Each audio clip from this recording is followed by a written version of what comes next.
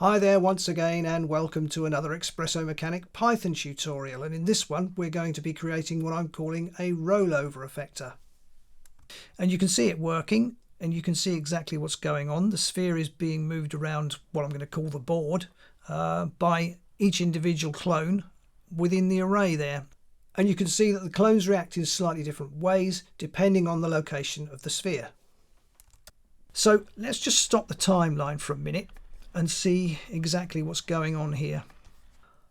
Over here I've created what I'm calling a surround. It's obviously just to protect the ball or the sphere from tumbling off the board, and I've put a dynamics body on it, a collider body, to stop it from doing that. And the sphere of course is just a rigid body dynamic, and I think I've just left it as standard. I don't think I changed anything. I didn't even change the shape. I didn't change anything. So that's all I've done there. So I'm just going to change my view to my top view and select my cloner, and then in the transform tab here I'm just going to select indexes just for a moment. So you can see what we've got. We've got 100 clones in the array ranging from index value 0 through to 99. So that's going to be important to us to at least some extent. So we've got that. Just go away. So what have we got here? Well, our board, as I'm calling it, is effectively divided up into 9 unique sections. Each of the 4 corners is an individual entity in its own right because they all function slightly differently. They're set up in such a way that they push the sphere towards the middle of the board in a diagonal direction. That accounts for the first 4 sections of the board. We then come to what I'm calling the edge clones of the board, and these are the clones between each of the corners.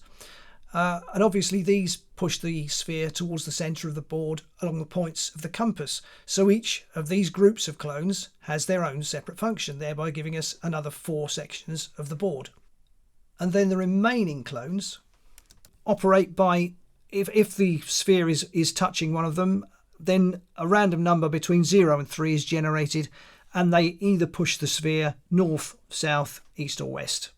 That's how this works. And of course, we saw earlier that as the clones move and push the sphere around, they change colour from yellow to cyan. So that's what's happening here. Let's just change back into our standard view, change our layout to a coding layout, and then see where we go from here.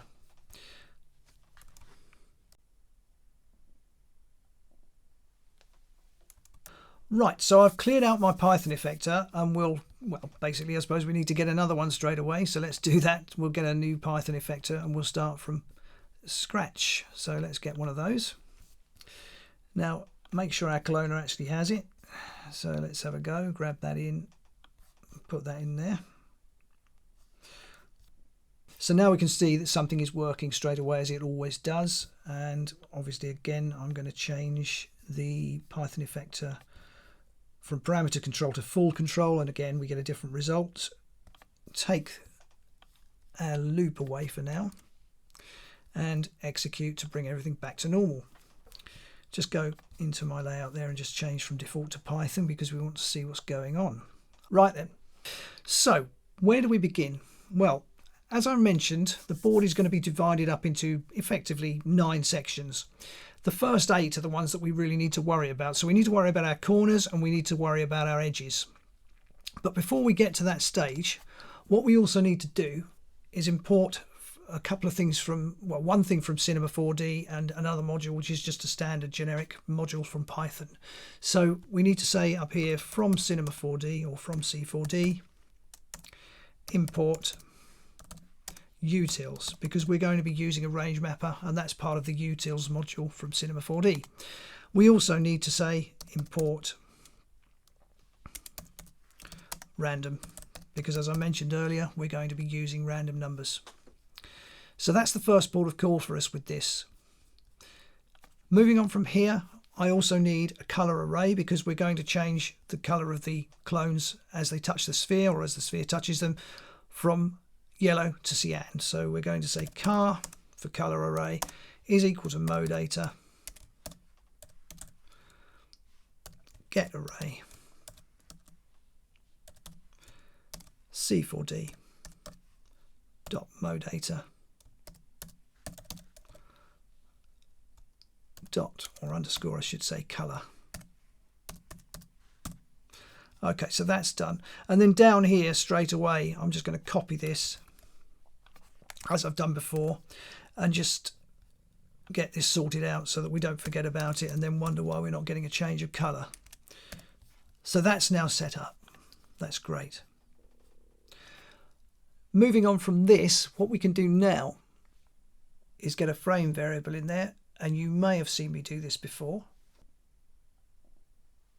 Basically where the timeline happens to be at any given time, we want that temporal position. So we're going to get that by saying frame is equal to C4D, so it's frame is equal to doc, yeah, doc.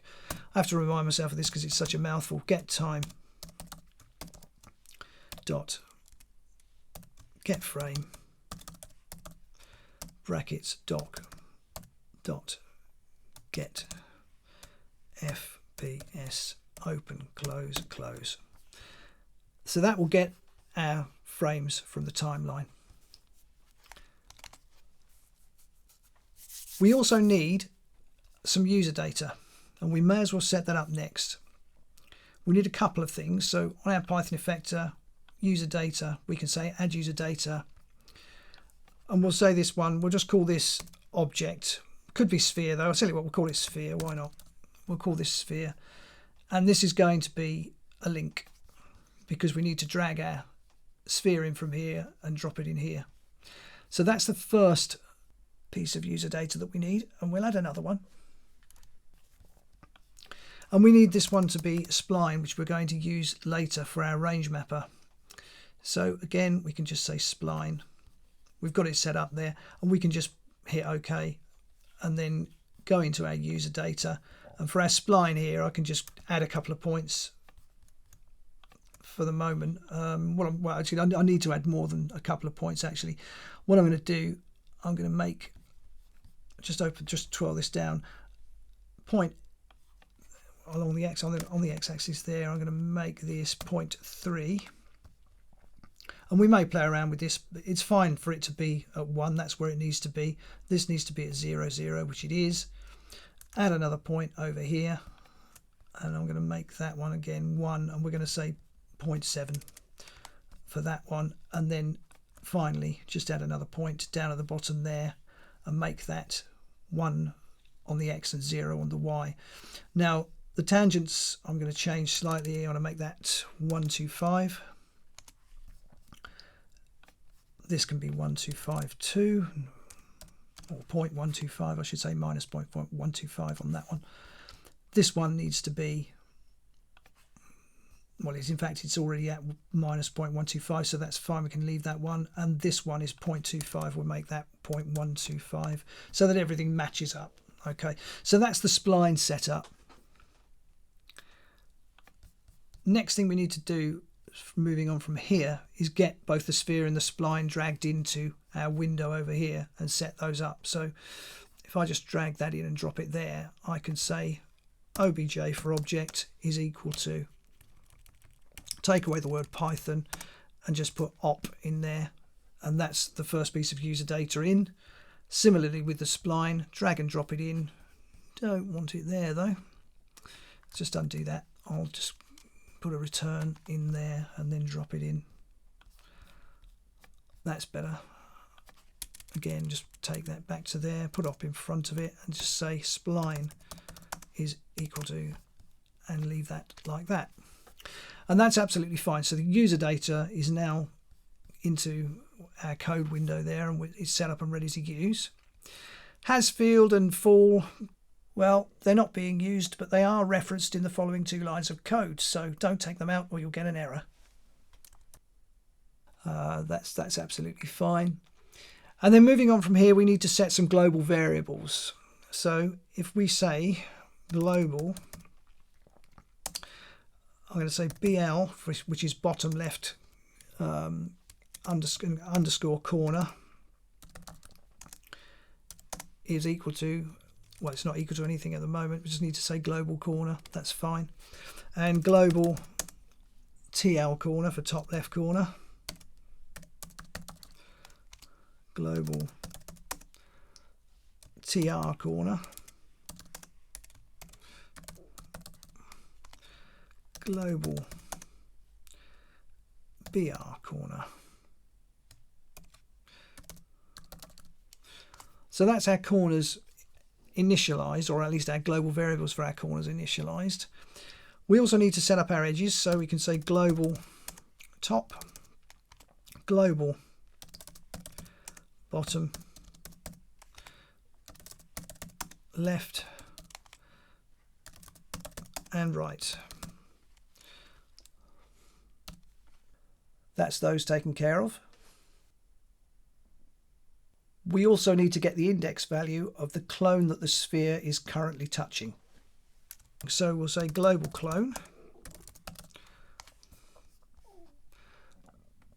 And we're also going to trigger a monoflop. We know that we're going to do that as we've done in previous tutorials. So we're going to need a trigger value too. So we'll say global trigger. And as we're using a monoflop, we also need a start time, as we always do. And that being the case, we can say global start time. And finally, we just need a couple more global variables, which are going to be rotate in the X position or rotate in the Z, so that we can move the sphere in all four directions of the compass. So we can say global, I'm just going to say RX for rotate in the X, and global RZ. That completes the initialization of our global variables. The next thing I'm going to do, having done these initializations here, I'm going to say if frame is equal to 0, and then start setting up our lists. So I'm going to say BL corner equals. Now, the bottom left corner, if we just go back into our cloner here and select our index values and then go into our top view, we can see that the bottom left corner is clone 0. So we can say bottom left corner is equal to 0 in our brackets there. Top left corner is equal to, and that's going to be clone 90. So we can say 90 in there. We'll do bottom right corner, we might as well. Bottom right corner is equal to 9. And then TR corner is equal to 99. So that's our corners set up there. Moving on from here, we can set up our bottom, left, top and right lists as well. So we'll get those done next. So bottom is equal to, and it's going to be 1 through 8. So it's 1, 2, 3, 4, 5, 6, 7 and 8. The left is going to be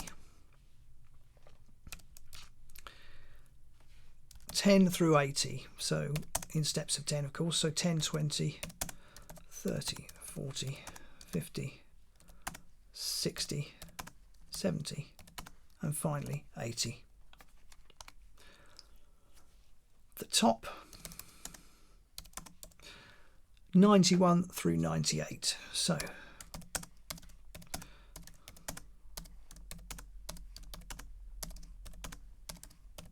and finally 98.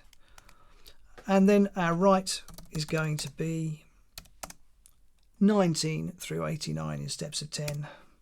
And 19, 29, 39, 49, 59, 69, 79 and 89.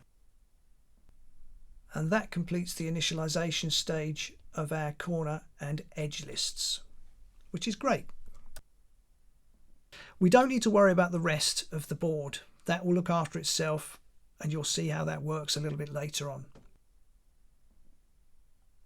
Moving on from here though, we do need some more lists. So we need clone, and this is just an empty list to start with because we don't know which clone the sphere is going to be touching yet. Trigger, which can be empty too. Start time, again an empty list.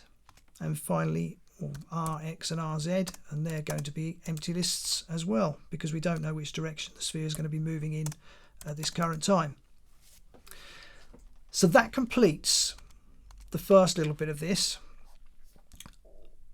So we've initialized our board variables and our clone, trigger, start time and rotation variables, and we've given them lists, and some of which we've populated, others of which we don't need to. So that's all set up at the moment. So that's the initialization stage of this complete. Moving on from here, we need to get the meat of the thing done. And this is where we define a single function. We only need one function for this. So we're going to say define rollover, open, close. And then we'll get into the meat of the thing. Right, let's see where we go from here. First thing we need to do is create a for loop. So we'll say for I in range brackets, and it's going to be CNT. Now this is for this variable here, or the count here just gets the number of clones in the array. So it's going to be a variable or a value between 0 and 99. So our loop's going to sequence through all the clones. Moving on from here, we need to get the position of our sphere. And before we go any further, what I need to do is go into my Python here. And I just remembered I didn't drag my sphere into there. So I need to drag that sphere into the link field so that it's brought into the code here and we can actually work with it. So that's fine. That saves us having any problems a bit later. So position is equal to, we can say obj for object as we've got up here. So that's going to be our sphere. Obj, and then we can say dot get abs for absolute position or absolute pos. So that gets the position of our sphere no matter where it is in our 3D universe there. Continuing from here, we need to say diff vect for difference vector is equal to mar, so from matrix array, which we have got defined up here again. So that's our matrix array. So we're literally going to sequence through our matrix array, get the positions of all of these clones. That's what we're about here. For anybody who hasn't done any of my previous tutorials. So difference vector, so we can say dot off for offset position and minus pos. So we're literally getting the position of our sphere. We're going to subtract it from the positions of any of these clones. It doesn't matter where they are. We're going to scan through all of them and we're going to subtract from any of them. Okay. So that's what we're doing there. And then we can finally say dist vect is equal to diff vect, and we're saying dot get length. So we want to know how far away, or how the length of the vector between the basically the center. If we just change the view, we can probably have a look at this. Okay, this is good. So obviously each of these clones, at the center of these clones, we would have an invisible set of axes, and at the center of this sphere we would have a set of axes, and we're measuring the distance between those two axes. That's what the distance vector is. It's that length between the center of the clone and the center of the sphere. That's what we're interested in. Hopefully that all makes sense. Moving on from here, we can say if. Now we've got to look at the lengths. I know, because I've set this up before, I obviously know. We can say if dist vect is less than or equal to 22. So if the sphere is close enough to this is what we're saying. If we're less than 22 units away from any given clone, then that's the clone that we're going to be interested in using to move the sphere. That's what we're saying here. You can easily print this variable. If you want to, you can simply say, go up here and you can literally say print dist vect. But you must remember, if you're using Cinema 4D R23 as I am, to put brackets around dist vector, because we're using a version of Python 5, we're using 3.7, Python 3.7, and you have to do that in that version of Python, otherwise it doesn't like it. But let's just see if we can do anything. What I'm going to do, I'll just put pass under there for the minute so that it doesn't give me any problems. Just see if things are working. Yeah, so I'm getting my distance vectors, and you can see it's going through. It's the distance vectors here are for every clone, so there's 100 of them, but it's racing through those as it sequences through them, and you can see that some are longer than others. So that's how you can check this. So when you're setting one of these up for yourself, always print out this distance vector and then find the shortest one. Now, if we have a quick look through, you'll see that I've got one here that's 18. So that will be the one that's going to be used. So whatever clone that corresponds to, whatever index value, that's going to be the one that we're going to use at the moment. So that's what you're doing there. If you need to set up one of these for yourself in the future, just make sure you print your vector out, find the shortest one, and then use that as a starting point. You may need to reduce or even increase this value depending on the size of your sphere and your clones. But anyway, 22 or less than 22 was the sweet spot that I found for this particular instance. Right, now we can take pass away and carry on from here. So what we now need to say is if len for length of clone, so we're looking at our clone list, which has got currently nothing in it. So if the length of that is less than 1, we can say clone dot append, and we can say I in brackets there, because we will want the current clone taken from our loop to be the one that we're interested in. As I said, this is the one that's the sphere is closest to. That's the one that we want to know about. So that's grabbed into there. We can then say if len trigger is less than 1, trigger dot append, and just any value in here, but I'm going to just say 1. And then finally for this little section we can say if len start time is less than 1, start time dot append frame, because we want the current frame value to be the starting point for our range mapper and our monoflop, actually, because that's what we're going to be creating here. So that's the next little section of it done.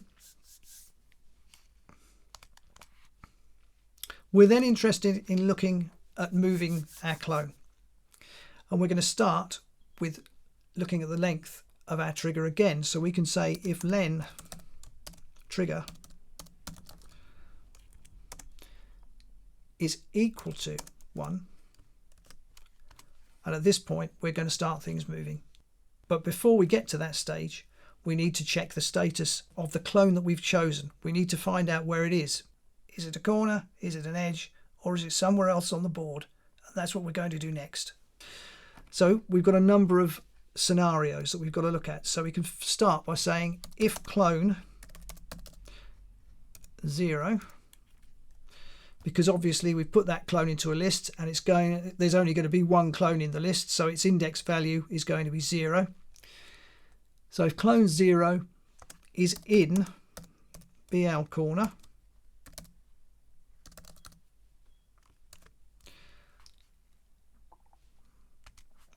we can then check to see if we've got anything in RX and RZ. So we can say, as we did before, if len RX is less than 1, RX dot append, and we need to know where we're going to move or what direction we're going to move our sphere. Well, in the X direction, I happen to know that it's going to be minus 0.075. That's going to be our movement there, and that's actually a radian value. Okay, so we're going to be moving it in that direction. We can also say if len rz is less than 1, rz append, and it's going to be 0.075. So that will move our clone diagonally towards the center of the board from the bottom left corner. So that's going to be in a northeasterly direction, I think, if my memory serves me correctly. So that will be the first one sorted out. What we'll say next, we can do, this is going to be an elif. So we can say elif clone 0 is in, give me a bit of space there, is in, and this is going to be TL corner. We'll look at the top left corner next.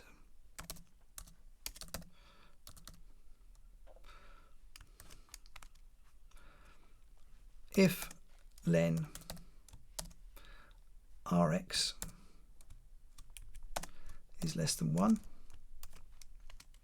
rx dot append, and this time it's going to be 0.75 in rx, or 0.75, that goes in there. And if len rz is less than 1, rz dot append, and this time we're looking at 0.75 for there, 0.075 again, so that's okay. 0.075, that's actually absolutely for 0.075 on there, we don't need that there. Great, that's fine.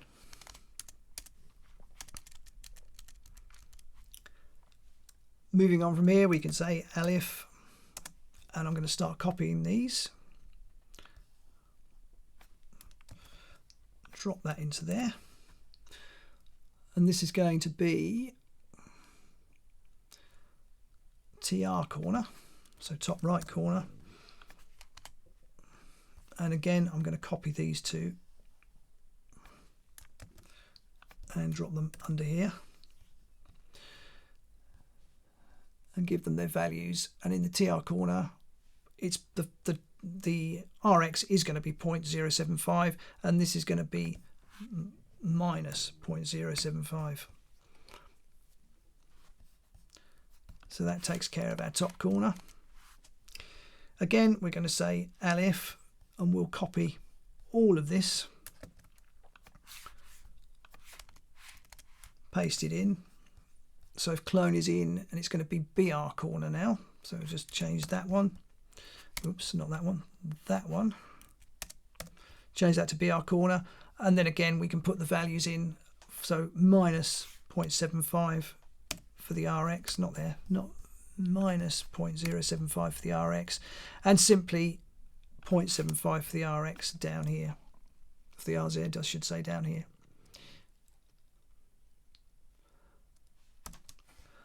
So that takes care of our corners. We can move on now and have a look at our edges. So again, it's another elif situation. Elif clone 0 in bottom this time. Again, I'm going to copy these, paste those in there and give them their values.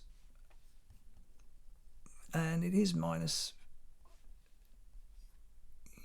minus 0.75, and this time 0 in RZ, because we're only interested in moving in the x-axis, so that's fine. Moving on from here, we'll copy all of this and say in left, give these their values. So from the left we want 0 for the RX, and where are we there? 0.75, 0.075 in the RZ. copy it once again.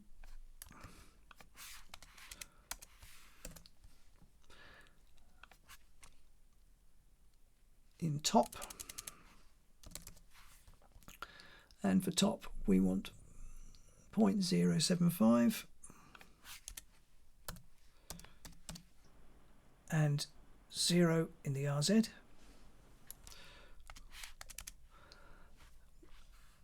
Paste once again because we need our last scenario, which is going to be right. And again, we need to put 0 in the RX and minus 0.075 in the RZ. Now, if I haven't made any mistakes, that's everything checked for the corners and the edges of our board. So we've got all our corners checked. If we're in any of these, we've set up our rotation values for them, and they're ready for our range mapper to use. Now, our final scenario, of course, are the clones from the rest of the board. And as I said, it would look after itself, and it will. All we have to do is put else. There's a bit more to do here, but we just have to say rnd for random is equal to random.rand int, because we want a random integer value, so that's what we're going to use. And we want a whole number between 0 and 3. And then we can start asking some questions. So, if rnd is equal to 0,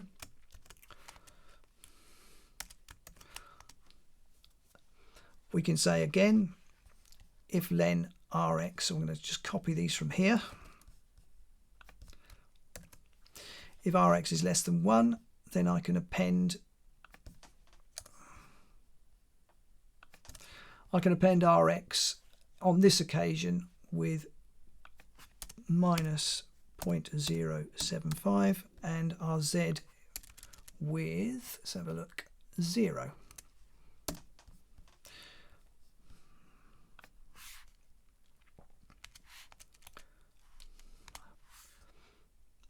Again, we're going to use an elif situation here, so I'll say elif random is equal to 1. Again, I'm going to paste, that just needs put in there. I'm going to paste these two in again. I'll copy and paste them. Put those down there. So if len rx is less than 1, we're going to say minus 0.075 in there. So in fact, in random 0, I've actually messed up. I should have put just a 0.075 in there. This needs to be minus 0.075 and 0. So those are correct. That's absolutely correct there. Moving on from here, elif random is equal to 2. Again, I'm going to paste those two in. And then I can simply say 0 in the RX and 0.075 in the RZ. Again, I'm going to say, well, what I'll do, I'll copy all of this because it's another elif C. Just paste that in there. So if elif rn random is equal to 3, again rx is going to be equal to 0 and rz is simply going to be minus 0.075. So that completes everything in the rest of the board there. That's the rest of the board taken care of. So moving on from here, what we need to do is come back over to the same level as our if else is here. And we need to say, well, we need to look at duration. So we can say duration a new variable, but it's a local variable, a new local variable. Duration is equal to frame minus start time 0. So whatever value we've got in our start time, whatever the current frame is, essentially, we're going to subtract from that value. So we're literally going to subtract the current frame from frame, which will give us a value of 0. So it gives us a start time. It actually allows us to reset this start time along here. So if we got to 700 frames, we can make that 0 by doing this calculation here, which allows our monoflop to always start from a 0 point, as it does when you do it with Expresso. So that's what we're doing here. For anybody who hasn't seen any of my previous tutorials, I'm going to say that again because I have done this before, but you know, there will be people watching who haven't seen any of this. So now we can say if duration is less than 15, because I only want this to be a 15 frame animation, which is going to lift the clones up and tilt them over 15 frames. So that's what we're going to do here. What I can then say is say Rx range mapper is equal to, and it's c4d.utils.range map, and then all I have to say is duration,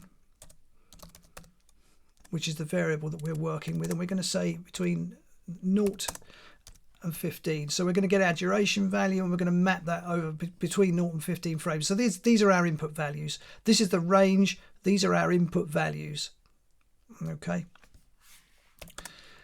And then our output values, we're going to say 0, comma, and then it's Rx, because we want our rotation X to be in there on this particular occasion. Let's just make a little bit more space there. And it's square bracket 0.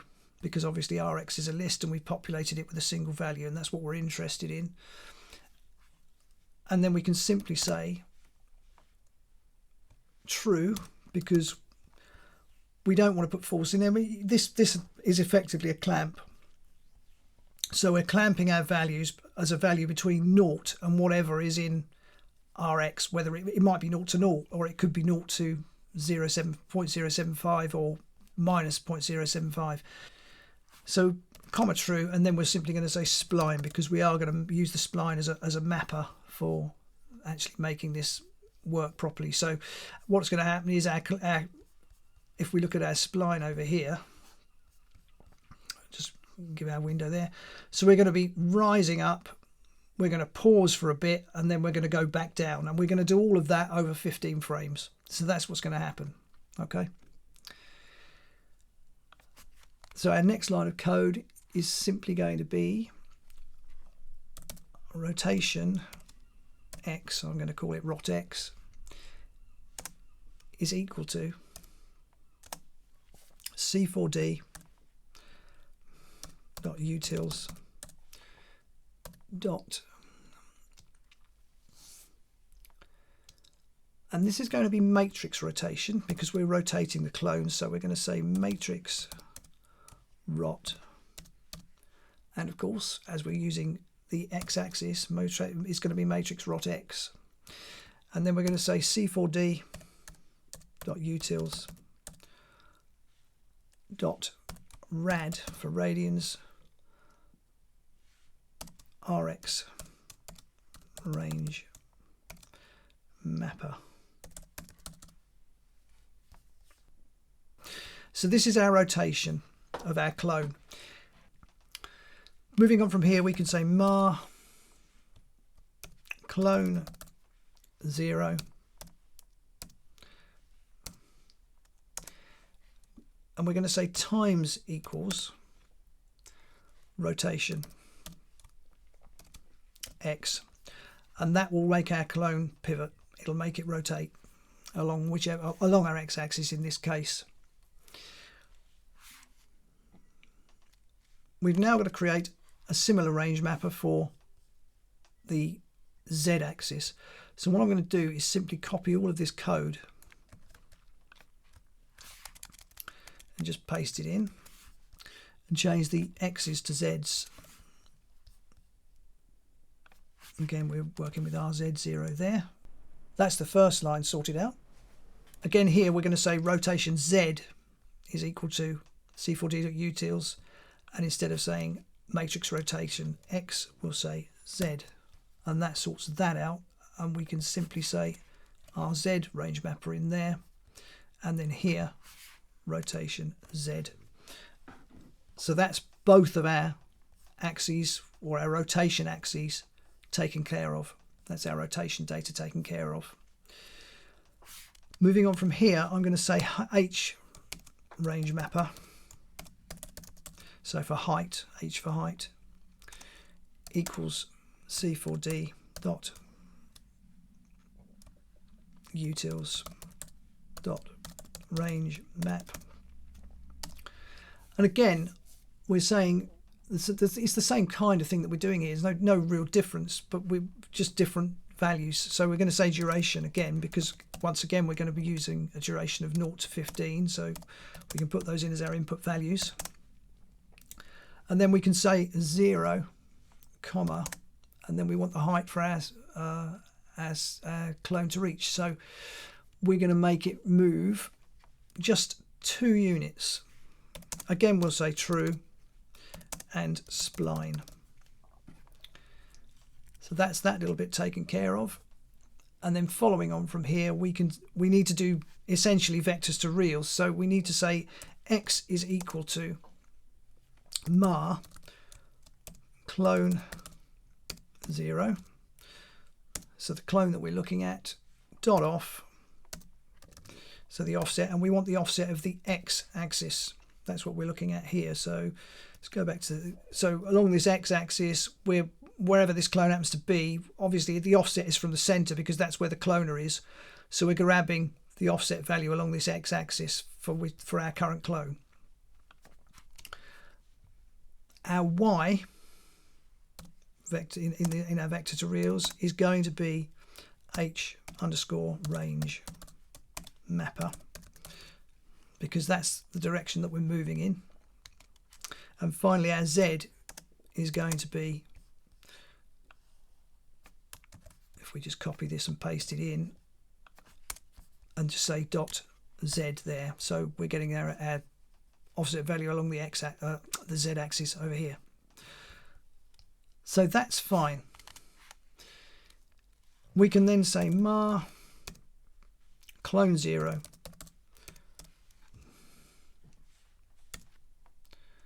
dot off is equal to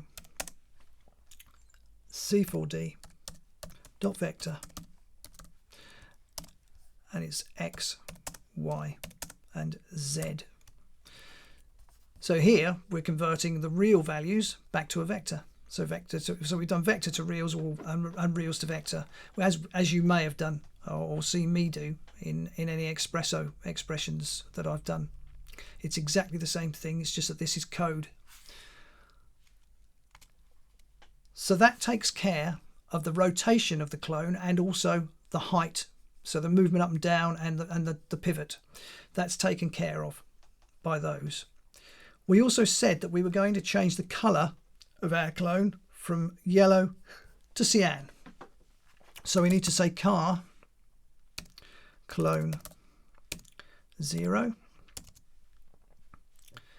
is equal to C4D dot vector, and we choose our color. Now for cyan it's simply 0 1 1. Now it's worth noting something here if we go just into the cloner. Now we know if we just put this in RGB mode down here, normally we have values for our red, green and blues that go from 0 to 255, but that's only what we're shown. Internally, Cinema 4D works with values between 0 and 1. Now, if you want to use values between 0 and 255, you can. I mean, if you wanted to put 255 there and make it work, you simply have to divide it by 255, and that will give you the same result, because obviously 255 divided by 255 is 1. So whatever value you want to use, if you want to use 247, just divide 247 by 255, and that will give you a value between 0 and 1, whatever that may be. I'm not Mr. Maths, but you can see what's going to happen there. So if you want to use those conventions, that's the way you have to do it. because you've got to generate a value between 0 and 1. Okay, that's just worth noting. So that's our colour taken care of. And then all we've got to do now is say, well, once our duration is done, once we've reached 15 seconds, obviously that particular cycle is passed and it's done, and we don't need to worry about it anymore. So we can then say else, and we just got to reset some, well, a few of our variables. So we can say, now, depending on which version of Cinema 4D you're using, this is important. Now, you can either say del clone, and you can put a colon between two brackets there. If you're using versions of Cinema 4D before R23, you're going to have to do this. This is the convention that you're going to have to use. However, with R23, you can simply say clone.clear and then put open and close, and that will do the same thing. So it depends on which version you're using, but I'm going to use this for here. And then I'm going to say trigger.clear.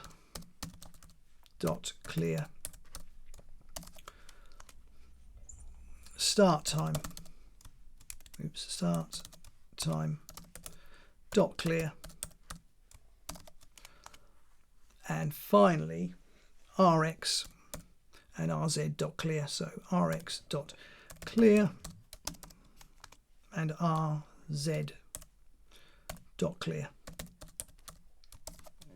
And that resets those lists ready for our next pass. So that's essentially everything done.